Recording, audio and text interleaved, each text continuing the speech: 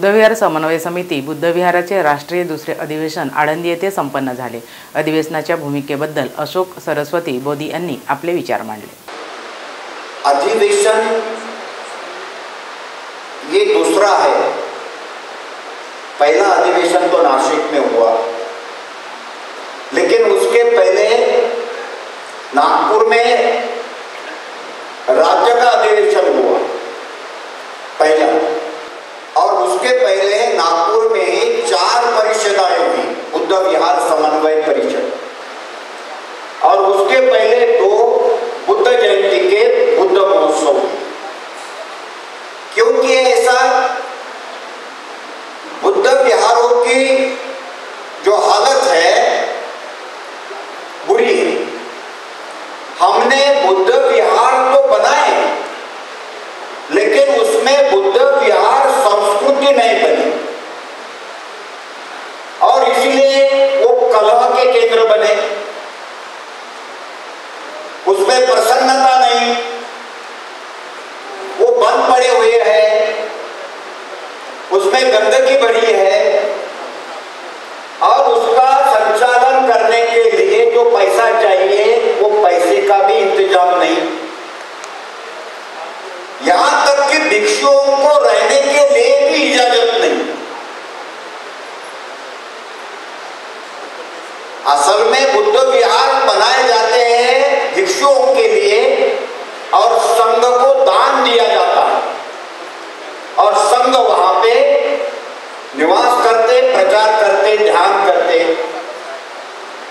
हमें बौद्ध संस्कृति मालूम नहीं होने से ये प्रमाद हुआ। मैं भारत भर घूमा, बोमदिला गया, मैंने वहां के बुद्ध विहार देखे, तवांग का बुद्ध विहार देखा, लेकिन महाराष्ट्र में जो बुद्ध विहार बने और 56 के बाद जो बौद्ध बने, उन्होंने जो बौद्ध विहार बनाए, उस बुद्ध विहारों में बुद्ध विहार संस्कृति कभी नजर नहीं आती। वो शांति का केंद्र हो, वो क्रांति का केंद्र हो, वो ध्यान का केंद्र हो, वो ज्ञान का केंद्र हो, और वो सेवा का भी केंद्र हो। किसी को बुखार आया तो दवा खाने में जाने के पहले वो बुद्ध विहार में जाता है, तो उसको वहां पे दवाई मिलना चाहिए। किसी के घर में मौत हुई तो उसके पहली मदद बुद्ध विहार से मिलनी चाहिए।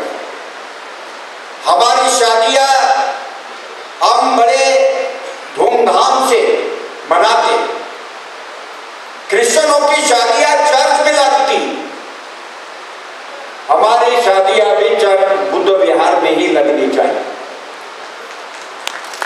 और हमारा सभी संस्कार का केंद्र बुद्ध विहार ही बनना चाहिए। जो बुद्ध विहार में जाता वही बौद्ध, जो बुद्ध विहार में नहीं जाता हम उसे बौद्ध नहीं कहेंगे। लोग कहते हैं क्या बुद्ध विहार में जाना जरूरी है? मैं कहता हूं क्या खाना जरूरी है? अगर खाना जरूरी है, भोजन जरूरी है, ये पेट की भूख है, तो मन की भूख और दिमाग की, ज्ञान की भूख बुद्ध विहार ही पूरी करती है। जो बाबा साहब को मानेंगे, बुद्ध को मानेंगे, और बुद्ध विहार नहीं जाएंगे, तो वो बाबा साहब को और बुद्ध को मानने वाले कहलाए नहीं जाएंगे। हम किसी को गाली देना नहीं चाहते, किसी को दोष देना नहीं चाहते। क्यों? कि बहुत साल नहीं हुए हमको बौद्ध बनने के लिए, और हमें कोई किसी ने पढ़ाया भी नहीं। हमारे भंटे जी भी अनपढ़ है, हमारे नेता लोग भी गवार अनपढ़ है, व्यसनी है, बदमाश है, धम्म के खिलाफ है। कौन पढ़ाएगा? पहले शराब पीते, बाद में बुद्ध और बाबा साहब पर भाषण करते।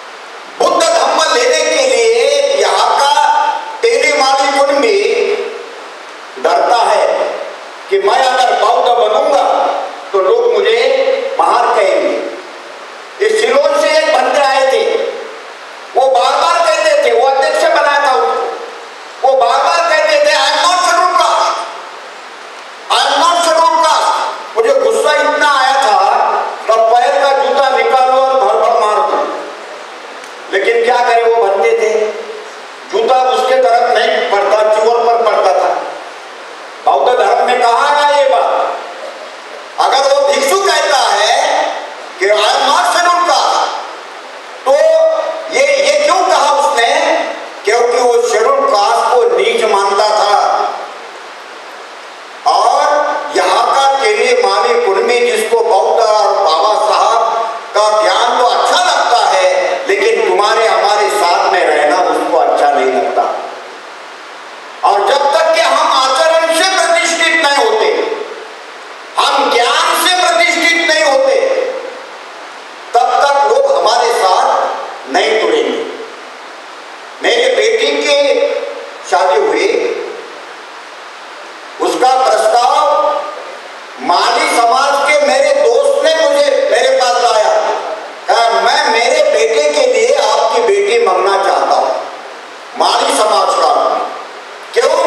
क्योंकि मेरी प्रतिमा वैसी थी, अगर मेरी प्रतिमा गंदी होती तो वो मेरे बेटी का हाथ अपने बेटे के लिए नहीं मांगते। और ये अधिवेशन में भी आए हमारे समिति। तो ये प्रतिमा हम अगर बनाते हैं तो बाकी बैकवर्ड क्लास के लोग भी बौद्ध बन जाएंगे और बाकी लोग भी बौद्ध बन जाएंगे, तभी भारत बौद्धमय होगा। और यही काम हमको करना है, और ये बौद्ध विहारों से लग के करना है, उसको लेकर करना है। क्योंकि राजनीतिक पक्ष अभी तुम्हारा कोई समाधान कारक नहीं है। हम इतने अमीर है कि हमसे हमारे समाज में जितने पक्ष निकले उतने पक्ष तो किसी जमाने में किसी समाज में नहीं निकले होंगे। ये घर में भी ऑल इंडिया का पक्ष निकल जाता तो उससे हमारा क्या भला होगा, ये सवाल है। संगठनाएं लाखों निकली और मान अपमान में ही वो लगी हुई है। पुणे में क्या कम, अभी अशोक प्रियदर्शी कहते थे पुणे के लोग कम आए, पुणे का संगठन का एक आदमी भी आता तो तुम लोगों को बैठने के लिए जगह नहीं मिलती। संगठन का एक आदमी, पूरे लोग नहीं, संगठन का ही सीट। लेकिन वो संगठन क्या है, अध्यक्ष उपाध्यक्ष बस वही होगा। साथियों, ये बात को अगर बदलना है तो कुछ लोगों को जरूर बदलना पड़ेगा, और वो हमसे शुरुआत की। क्या शुरुआत की? हम नेतागिरी नहीं करेंगे, हम फूलमाला के पीछे नहीं लगेंगे, हम स्वागत सत्कार के पीछे नहीं लगेंगे, हम पद के लिए पद पर चिपक के नहीं रहेंगे, और हमने जो किया उसका संरक्षण करने के लिए जान की बाजी लगा देंगे।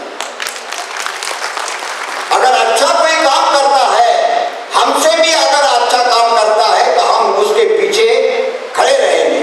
और आने वाले समय में बुद्ध विहार समन्वय समिति ये कोई बूढ़ी समिति नहीं होगी, नौजवानों की समिति होगी। डॉक्टर उल्लास आंबेडकर जैसा होगा, माटे जैसे नौजवान साथी होंगे, पठारे जैसे नौजवान साथी समिति को चलाएंगे। और इसलिए मैं पीछे के लाइन में बैठा हूं और पढ़कर आगे के लाइन में बैठे।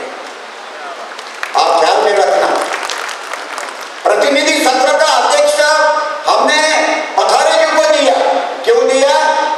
क्योंकि आगे नौजवान को अगर नहीं खड़ा करते, उसको अगर प्रोजेक्ट नहीं करते तो समिति, ये हमारा काम बूढ़ों के ही हाथ में रहेगा। और फिर बूढ़े बोलेंगे नौजवान नहीं आती, तुम चिपकाते रखेंगे तो नौजवान कैसे आएंगे? चिपकली जैसे चिपकना नहीं चाहिए। हमने हमारी सीट नौजवानों के लिए खाली कर देनी चाहिए, तब तो नौजवान आएंगे। बुद्ध विहार समन्वय समिति पूरे भारत में ये काम करना चाहती। अभी सिर्फ भारत के कोने कोने में दो चार आदमी हमको मिल गए। राजस्थान में 2-4 आदमी, कर्नाटक में 2-4 आदमी, पश्चिम बंगाल में 2-4 आदमी, तो ऐसे 24 राज्यों में 2-4 आदमी मिले हैं। इसका मतलब ये नहीं है कि उस प्रदेश में बहुत सारा काम चल रहा है। इसके बाद में वो काम चलेगा, हम जाएंगे, उनको तैयार करेंगे और वहां पे लोगों को हम तैयार करेंगे। एक बात ख्याल में रखना कि हम लोग संगठन बनाना नहीं चाहते। बुद्ध विहार समन्वय समिति कोई संगठन नहीं है, और जितने लोग धार्मिक संगठन का काम कर रही है उनका हम एक विंग है। वो माने या ना माने, लेकिन हम मानते कि हम हमारा आपकी जो संगठन है उसका हम सिर्फ एक विंग है। कौन सा विंग है? बुद्ध विहारों को ठीक करने वाला विंग है। इसीलिए आपके हमारी कोई स्पर्धा नहीं, आपकी हमारी कोई दुश्मनी नहीं। हम आपको सहयोग करेंगे, आपका सहयोग मिलना चाहिए। सहयोग मिलेगा तो भी ठीक, नहीं मिलेगा तो भी ठीक। सहयोग मिलता है तो भी दोस्त हो, सहयोग नहीं मिलता तो भी दोस्त हो, क्योंकि हम किसी की घृणा नहीं करना चाहते। दूसरी बात, हमारे मंच से किसी का तिरस्कार नहीं होना चाहिए, किसी को गाली, किसी धर्म की निंदा नहीं होनी चाहिए। हम हिंदू धर्म से बाहर निकले 70 साल करीबन हो रहे, हम